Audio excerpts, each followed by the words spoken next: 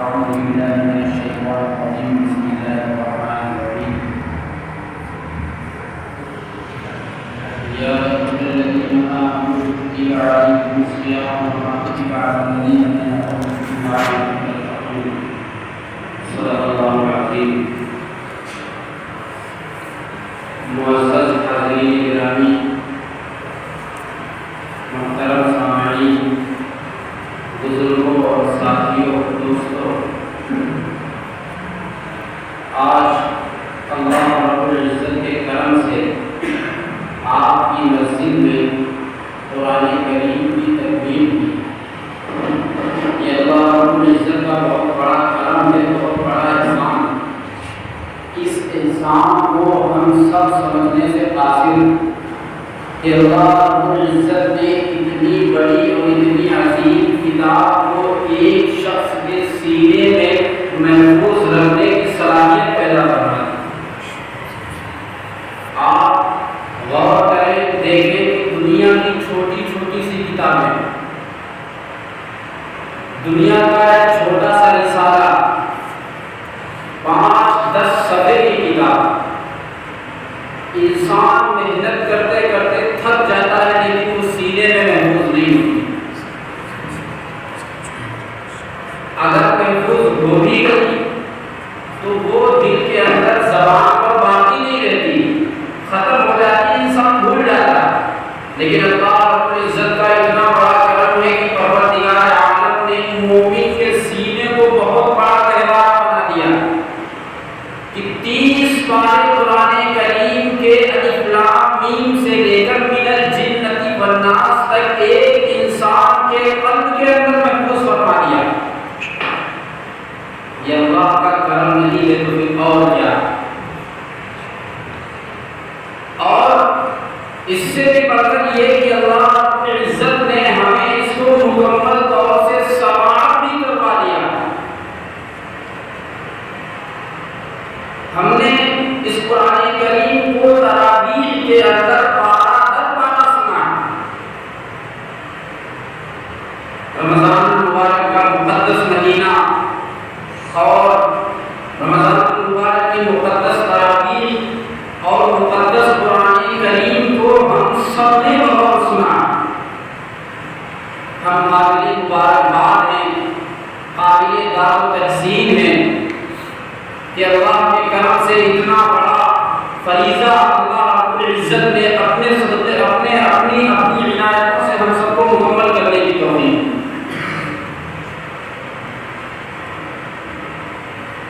اب رمضان مبارک کے تعلق سے جیسا کہ میں نے ابھی آیت کریمہ پڑھی ہے اس آیت کے اندر اللہ رب العزت نے ارشاد فرمایا یا ایھا الذین آمنوا کتب علیکم الصیام کما کتب علی الذین من قبلکم لعلکم تتقون. اے ایمان والے لوگوں ہم نے تمہارے اوپر روزوں کو اسی طریقے سے فرض کیا ہے جیسے کہ پہلے لوگوں پر ہم نے فرض کیے. اب اللہ نے خاص طریقے پر روزوں کا تذکرہ فرمایا ہے روزوں کا ذکر فرمایا ہے تو یہاں پر بات سمجھنے کے تعلق سے آ جاتی ہے کہ بات کو یہاں پر سمجھا جائے کیونکہ قرآن کریم کو اللہ رب العزت نے ہمارے لیے گائیڈ بنا کر بھیجا ہے کہ تم اگر ہماری قربت حاصل کرنا چاہتے ہو ہمارے نبی کی قربت حاصل کرنا چاہتے ہو نبی کی راہ پر چلنا چاہتے ہو نبی سے محبت کرنا چاہتے ہو تو لازمی طور پر قرآن کریم کا مطالعہ کرنا پڑے گا.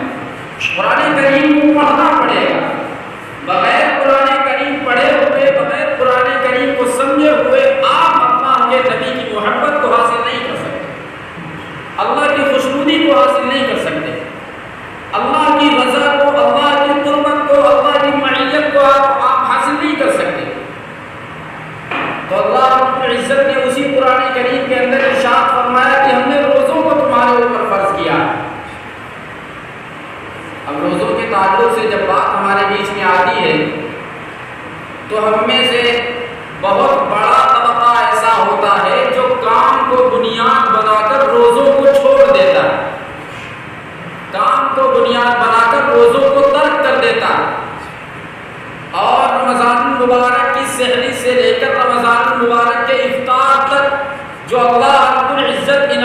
کرام کی بارشیں روزے داروں پر کر رہا ہے،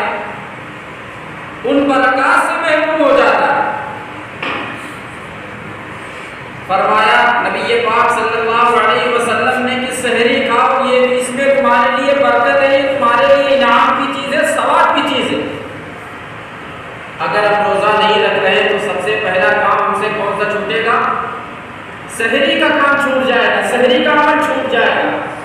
کہ ہم رات کو اپنی نیند کو قربان کر کے اللہ کی خوشنودی کو حاصل کرنے کے لیے سحری نہیں کر پا رہے،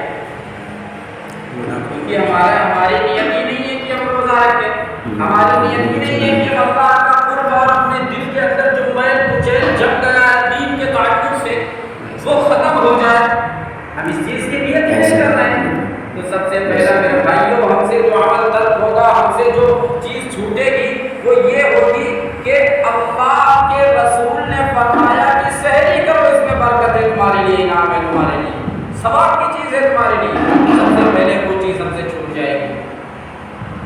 سب سے پہلا ہم سے ہو جائے گا کہ ہم نے سحری کو چھوڑ دیا۔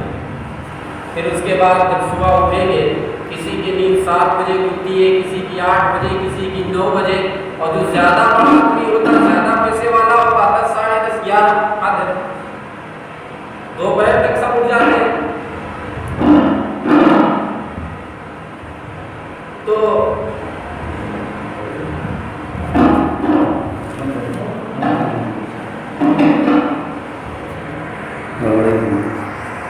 سب سے پہلا عمل چھوڑنا سحری کا۔ پھر اس کے بعد اگر کوئی انسان روزہ نہیں رکھ رہا ہے تو صبح ناشتہ پانی ضرور کرے۔ اب اللہ رب العزت سے ڈرنے والے لوگوں کو اس بات کی طرف توجہ کرنی چاہیے کہ اللہ فرما رہا ہے کہ تمہارے لیے اپنے روزوں کو جو فرض کیا ہے اس کا مقصد یہ ہے کہ تمہارے اندر ہمارا خوف پیدا ہو جائے، تمہارے اندر اپنے رب کے ہونے کی اور اس کو سمجھنے کی صلاحیت پیدا ہو جائے، تمہیں اس بات کا علم ہو جائے کہ اللہ رب العزت کی بارگاہ میں اگر ہم گناہ کریں گے تو پروردگار کتنی بڑی سزا دے گا، اس چیز کی تمہارے اندر صلاحیت پیدا ہو جائے، تو وہ فکر کرنے کا تمہارے اندر ایک مادہ پیدا ہو جائے۔ یہ اللہ نے روزوں کو اس لیے فرض کیا کہ دل کے اندر جو میل کچیل ہے، جو گندگی ہے، جو دنیا کی محبت ہے اور جو گناہوں کے تقاضے ہیں، جو گناہوں پر تم عمل کرتے چلے جا رہے ہو، ان ساری چیزوں کو اللہ کے خوف کی بنیاد پر اس کو ترک کر دو، اس لیے روزوں کو فرض کیا ہے۔ اب کوئی انسان جب روزہ نہیں رکھے گا تو صبح ناشتہ نہیں کرے گا، دوپہر کا کھانا نہیں کھائے گا، جب اس کو پیاس لگے گی تو وہ پانی نہیں پیے گا۔ تو یاد رکھیے گا حاضرین، یہ جو ہمارے کاموں پر کرامن کاتبین بیٹھے ہوئے ہیں، کرامن کاتبین کا لقب اور کرامن کاتبین جو اللہ رب العزت نے فرشتوں کو نام دے کر ہمارے کندھوں پر بٹھا دیا ہے، یہ ساری چیزیں لکھ رہے ہیں۔ ہم جانتے ہیں نا ہمارے کندھوں پہ فرشتے بیٹھے ہیں، سب آدمی جانتے ہیں، ہر آدمی جانتا ہے۔ اگر کہیں پر کوئی CCTV کیمرہ لگا ہو تو اس روڈ سے جب آدمی گزرے گا تو کوئی حرکت نہیں کرے گا،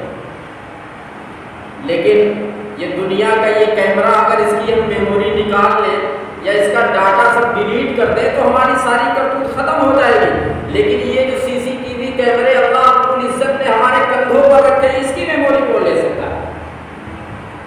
کوئی چرا سکتا ہے فرشتوں کے پاس کا ڈاٹا؟ کوئی ان کے صفحات پر لکھی ہوئی باتوں کو ختم کر سکتا ہے؟ یقیناً نہیں ختم کر سکتا۔ تو یہ فرشتے ہماری کرتوتوں کو لکھ رہے ہوتے ہیں کہ پروردگار رمضان مبارک کا مقدس مہینہ چل رہا تھا، تیرے حکم کو توڑتے ہوئے اس بندے نے دن میں کئی مرتبہ کھانا کھایا، کئی مرتبہ پانی پیا، اس کو ذرا بھی خوف نہیں آیا کہ خدا دیکھنا، اس کو ذرا بھی خوف نہیں آیا کہ اللہ رب العزت کے حکم کو اپنے پیروں کے نیچے کچل رہا ہے۔ تو یہ فرشتے ہمارا کالا چٹا جب اللہ رب العزت کے سامنے پیش کریں گے تب ہم کیا جواب؟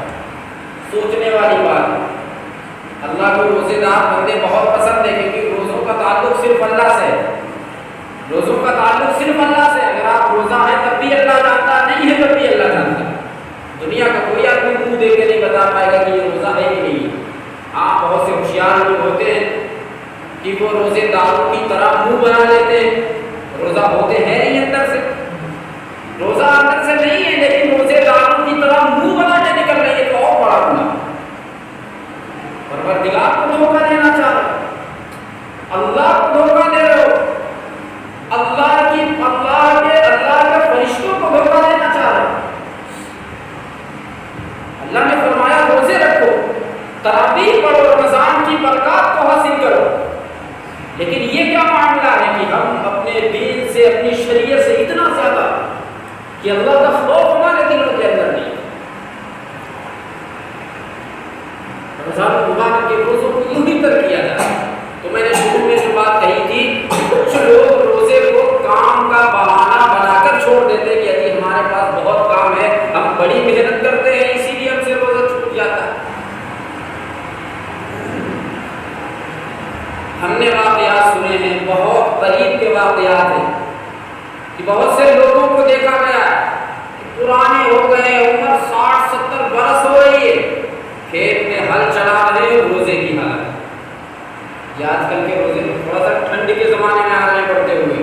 وہ روزے مئی جون کے روزے، جب صبح 8 بجتی ہے تو جسم کے اندر چیٹیاں کاٹنے لگتی ہیں، اگر پنکھا بند ہو جائے گھر میں رہنا دشوار ہو جائے۔ اس زمانے کے روزے، ان مہینوں کے روزے،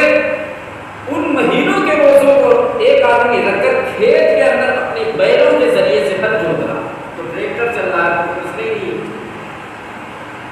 تو یہ وہ بڑا کام ہے یا ہمارا بڑا کام ہے؟ کہ آج کل تو ہر آدمی آرام والا ہے، سب کے گھروں میں پنکھے ہوتے ہیں، چاہے جتنا غریب ہو پنکھا تو ہر گھر میں ہوتا ہے، لائٹ بھی ہر گھر میں ہوتی ہے، اگر نہیں ہے تو ہاتھ والے پنکھے کا باقاعدہ طور پر انتظام ہوتا ہے۔ یہ ساری چیزیں ہیں، لیکن ان ساری چیزوں کو بہانہ بنا کر اگر ہم روزہ چھوڑ رہے ہیں تو بہت بڑے مجرم، بہت بڑے مجرم ہیں۔ تو سب لوگ عہد کریں، ارادہ کریں کہ انشاءاللہ کبھی بھی رمضان مبارک کا روزہ نہیں چھوڑیں گے، اور انشاءاللہ۔ ایک چیز یہ ہوئی، دوسری چیز یہ ہے کہ رمضان مبارک کے مہینے کے اندر تراویح کا جب چاند نکلے، چاند نکلنے سے لے کر عید کا چاند نکلنے تک مسلسل تراویح کو پڑھا جائے۔ ہم تو دیکھتے رہتے، ہماری لائن ہی یہی ہے، ہماری تو لائن ہی یہی ہے، ہم تو دیکھتے رہتے ہیں۔ جیسے ہی قرآن کریم تراویح میں مکمل ہوتا ہے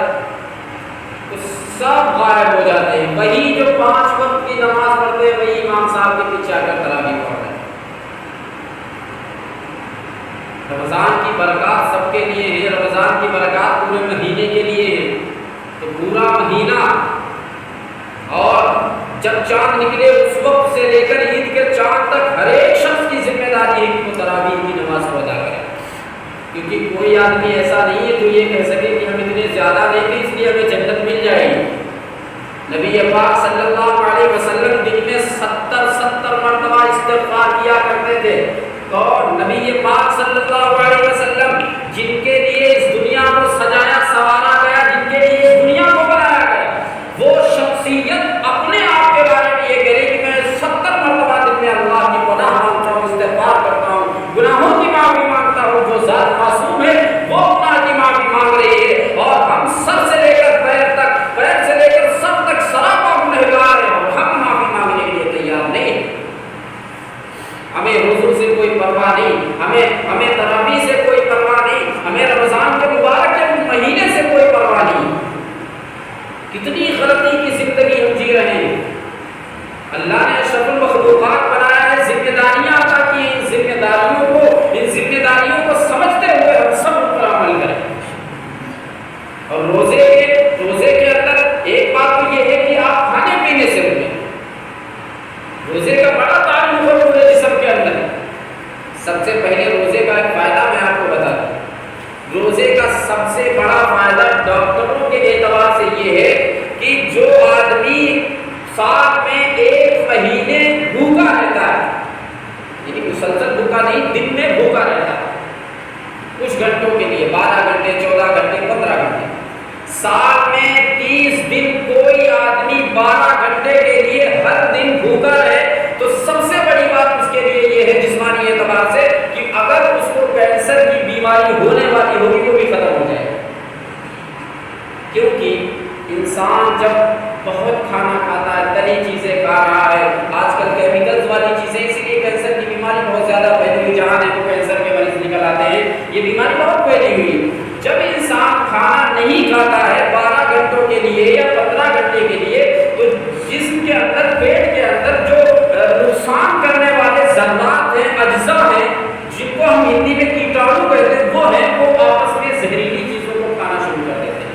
جب زہریلی چیز پیٹ سے ختم ہو جائے گی ظاہر سی بات ہے پورا جسم سیف ہو جائے گا، محفوظ ہو جائے گا، پھر بیماری آنے کا کوئی مسئلہ ہی نہیں رہتا۔ تو ایک یہ فائدہ جسمانی اعتبار سے روزے کا ہو گیا۔ اگر کسی کو خدا نہ خواستہ یہ بیماری لگ جائے، ہزاروں لاکھوں روپے خرچ ہو جاتے، ٹھیک ہونے کا نام نہیں لیتی۔ اللہ نے فرمایا روزے رکھو ساری بیماری ختم۔ اس سے بڑھ کر کیا انعام ہو سکتا؟ بس ہماری سمجھنے کی بات ہے یہ کہ ہم سمجھتے نہیں ہیں اس بات۔ اور روزہ ہوتا کیا ہے؟ صرف کھانے سے رک جانے کا نام روزہ نہیں ہے، صرف پینے سے رک جانے کا نام روزہ نہیں ہے۔ فرمایا کہ جسم کے اندر جتنے بھی اعضاء ہیں، انگ ہیں، ان ساری چیزوں کا تعلق اس روزے سے۔ فرمایا کہ یہ تمہارے پاس آنکھیں ہیں، ان کا بھی تعلق روزے سے، یہ زبان ہے، اس کا بھی تعلق روزے سے، یہ کان ہے، اس کا بھی تعلق روزے سے، یہ ہاتھ اور یہ پیر، ان سب کا تعلق روزے سے۔ فرمایا کہ اگر تم بھوکے رہ لو گے، پیاسے رہ لو گے، لیکن اگر نگاہ کا غلط استعمال کر لیا روزہ خراب ہو جائے گا، زبان کا غلط استعمال کر لیا روزہ خراب ہو جائے گا، کان کا غلط استعمال کر لیا روزہ خراب ہو جائے گا، ہاتھ کا غلط استعمال کر لیا، پیر کا غلط استعمال کر لیا، روزہ خراب ہو جائے گا۔ ہم دن بھر بھوکے پیاسے رہے اور ان ساری چیزوں کا غلط استعمال بھی ہوتا رہے تو ہمارا روزہ بے جان ہو جائے گا، مردہ ہو جائے گا۔ فرمایا بد نظری نہ کرو، نہ محرم کی طرف جان بوجھ کر نہ دیکھو، زبان سے کسی کی غیبت نہ کرو، کسی کی برائی نہ کرو۔ ہم نے دیکھا کہ رمضان میں زیادہ برائیاں ہونے لگتی ہیں، خالی پیٹ ہوتا ہے زور سے لے کر مغرب تک، اس وقت کچھ سمجھ میں آتا نہیں، برائیاں شروع ہو جاتی ہیں۔ جہاں یہ برائیاں شروع ہوتی ہیں، شیطان تو بند ہے، اس کا تو کوئی مسئلہ ہی نہیں ہے۔ اب یہ نہیں کہا جائے گا کہ شیطان کا حملہ ہو گیا، اور شیطان کا حملہ ہوگا کیسے؟ جب اللہ نے فرمایا رمضان آیا شیطان کو قید کر کے ڈال دیا گیا۔ شیطان کا حملہ کیسے ہو سکتا ہے؟ یہ تو ہماری اپنی عادت ہے، ہم نے 11 مہینوں میں جو عادت ڈال رکھی ہے وہی تو عادت ظاہر ہوگی۔ تو اپنی عادتوں کو خدا سدھاریے،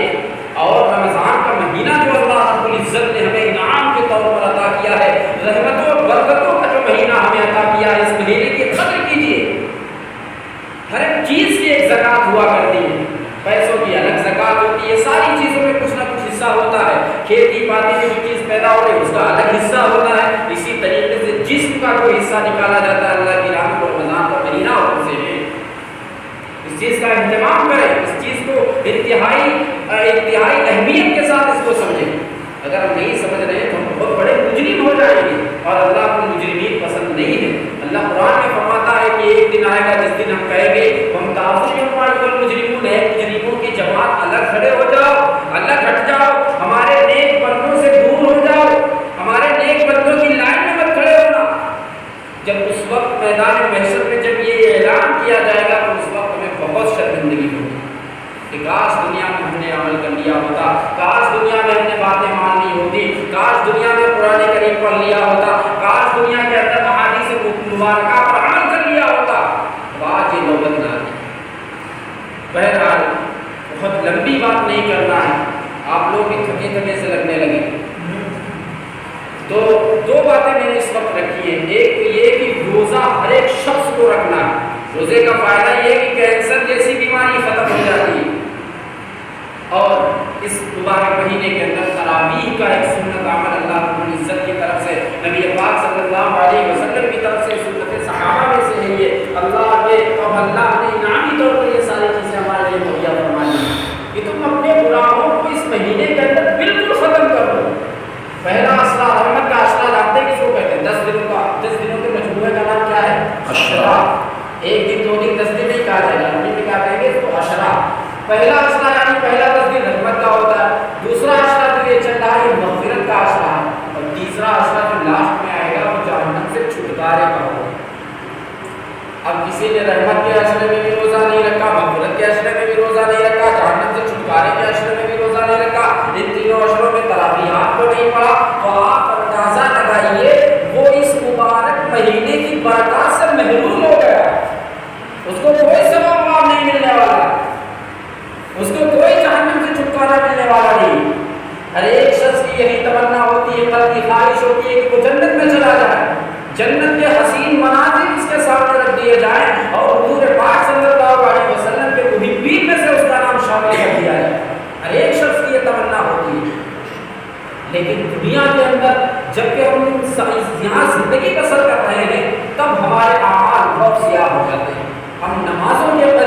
آتے ہیں، ہم روزوں کے قریب نہیں آتے ہیں، ہم خرافات کے بہت زیادہ قریب چلے جاتے ہیں، شیطان کے راستے پر چلتے چلے جاتے ہیں، کبھی پلٹ کر نہیں دیکھتے کہ یہ سانسیں رکیں گی تو قبر میں بھی ہمیں حساب و کتاب دینا ہے، قبر کے اندر فرشتوں کا سامنا کرنا ہے جو تمام قسم کے سوال کریں گے،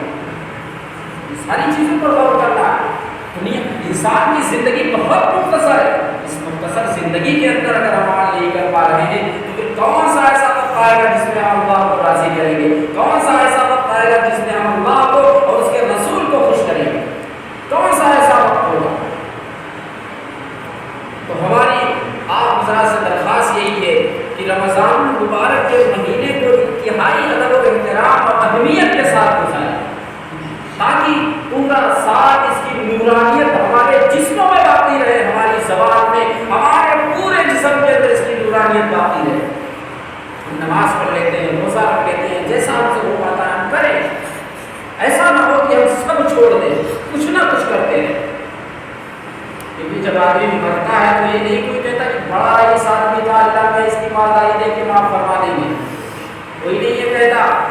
جب آدمی مر جاتا ہے اگر برا آدمی ہے تو سامنے بھلے نہ پیٹ کے پیچھے جا کے کہتے ضرور، ہم نے تو سنا، آپ لوگ بھلے نہ سنا، ہم نے سنا، کہتے ہیں جا کہ اب اس کو پتا چلے گا کہ اس کی آنکھیں بند ہوئی، اب اللہ کیا ڈنڈا چلے گا اس کے اوپر، دنیا میں اس نے پریشان کیا لوگوں کو، سب کا مال ہڑپ دیا، لوگوں کو پریشان کرتا تھا، گالیاں دیتا تھا، اب اللہ کے یہاں اس کو پتا چلے گا۔ ہاں جب کسی نیک آدمی کا انتقال ہوتا ہے تب آدمی کیا کہتا ہے کہ ہاں یہ نمازی آدمی تھا،